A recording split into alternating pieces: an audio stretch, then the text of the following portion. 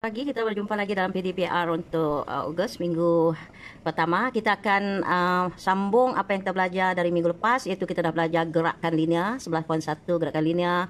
Kita belajar tentang laju, hal laju dan juga pecutan. Begitu juga dengan perkataan sesaran, perkataan jarak, dan kita juga telah membuat beberapa penyelesaian masalah untuk mengira laju dan juga hal laju. So untuk minggu ini kita akan sambung dengan 11.2, iaitu graf bagi gerakan linear.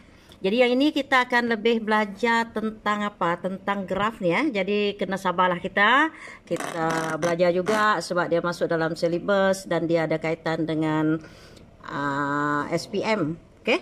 Jadi hari ini cikgu akan membincangkan, ini adalah salah satu contoh graf yang awak perlu tahu bagaimana menghuraikan. Dalam graf ini kalau awak perhatikan, apabila jarak bertambah, sesaran bertambah, masa bertambah, ini menunjukkan bahawa hal laju bagi gerakannya adalah seragam. Jadi kalau kita lihat, ini dipanggil kecerunan kan. Kecerunan graf daripada O ke E dipanggil hal laju. Oleh kerana kecurunannya hanya adalah positif, kemudian seragam, maka hal lajunya seragam. Kemudian apabila titik A ke B tidak ada pertambahan jarak, okey, dia berehat.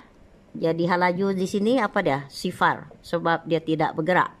Hal laju di sini sifar sebab jarak tidak berubah. Tapi apabila daripada B ke C, kecerunan graf ini adalah positif.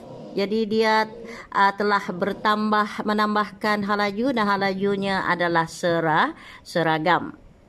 Kemudian apabila dari C ke D, kalau kita lihat ada kecerunan graf ni ada, tapi kecurunannya negatif kan. Ini merujuk kepada, walaupun dia berpatah balik kepada permulaan, ia menunjukkan bahawa hal laju bagi gerakannya adalah semakin kurang sehingga dia berhenti pada titik permulaan. Okey. Graf bagi gerakan hal laju melawan masa, apa yang kita boleh ketahui di sini nanti ialah berapa jarak dia lalui kan. Okey, kita terus kepada graf dari titik O ke A dengan paksi Y ni adalah hal laju dengan unit masa per saat. Di sini apabila dia mula gerakan, hal lajunya kosong. Tetapi apabila dia makin naik, bahawa hal lajunya semakin bertambah kan secara seragam, kecerunan graf pun seragam. Kecerunan graf bagi hal laju bahagi masa merujuk kepada pecutan. Kita boleh katakan hal lajunya bertambah seragam kerana pecutannya adalah seragam. Pecutan bagi gerakan motosikal ini adalah seragam. Apabila bergerak dari titik A ke B dengan hal laju yang sama, hal laju dia sama kan. Jadi kecerunan ada tak? Tak ada kecerunan, maka hal laju tidak bertambah, maka pecutan bagi gerakan objek ini adalah sifar. Okay. Bagaimana daripada B ke C? Dari B ke C, kita melihat kepada kecerunan graf ini adalah negatif.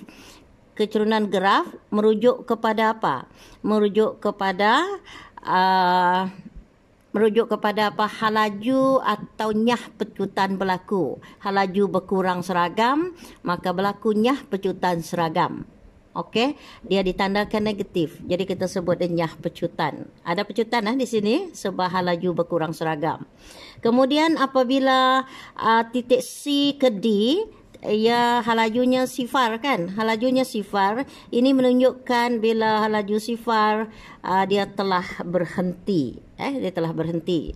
Jadi untuk mengira berapa jarak yang dilalui apabila kita dah ada laju, kita ada masa kan, untuk mengetahui berapakah jarak untuk dilalui, contohnya pada minit ke 5, minit ke 10, minit ke 15, kita akan mengira berapakah luas. Ini luas bagi kawasan pertama, ini luas bagi kawasan kedua, ini luas bagi kawasan ketiga. Jadi kita tahulah berapa jarak yang dilalui oleh kereta ini. Jelas ya kelas? Jadi saya ulang balik untuk mengetahui berapa jarak yang dilalui oleh kereta atau motosikal yang bergerak ini dengan bentuk graf yang begini, di mana kita lukis graf laju dibagi dengan masa.